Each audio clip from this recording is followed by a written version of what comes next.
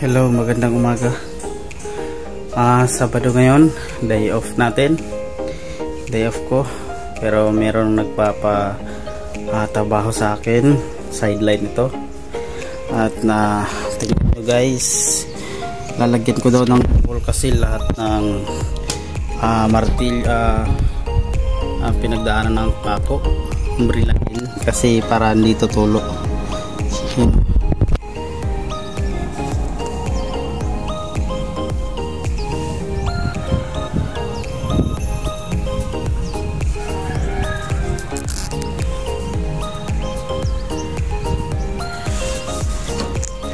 Kita nyo guys,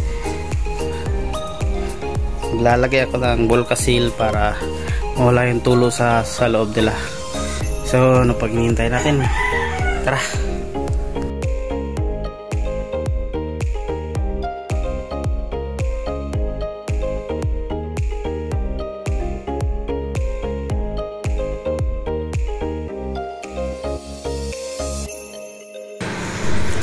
So yun mga brother, inumpisahan ko na agad ang paglagay ng Volcasil habang hindi pa masakit ang sikat ng araw kasi medyo umaga pa. Ayan, kung mapapansin nyo, ang isa kong paa ay walang chinilas at nakatiniil na kasi yung chinilas ko na isa ay nilagay ko sa cellphone para tumayo at makapag video sa akin kasi wala pa akong tripod. Ayun.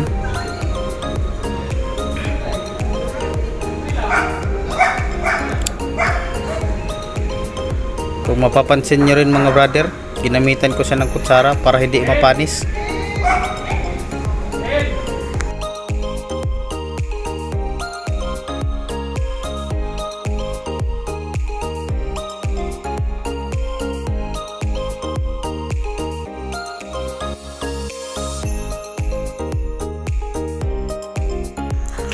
So yun mga brother, medyo mainit na kaya magsuot na ako ng kalo at saka damit para hindi na masyadong masunog ang aking mukha, ang aking kutis na kutis porcelana. Ayun, at pinakita ko na aking gamit. Yan. Yan, umpisa na naman.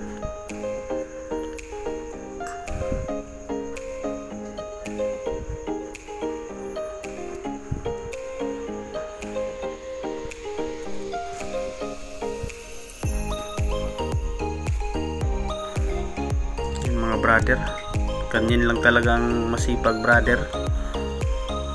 Kung may magpapagawa ay sabihin lang para mapuntahan. Ayun, sa kabilang side na naman.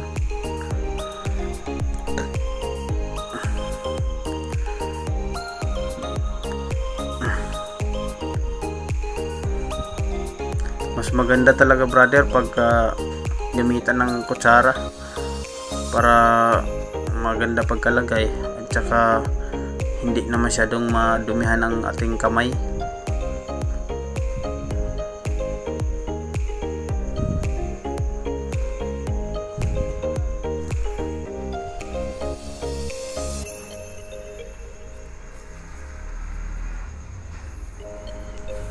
Yan na mga brother, malapit na akong matapos.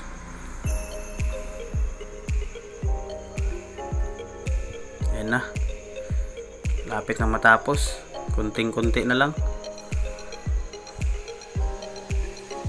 Ayan na yung kanyang resulta mga brother. Ayun na. Ayun, yung mga maraming Volcasil ay yun yung talagang may butas.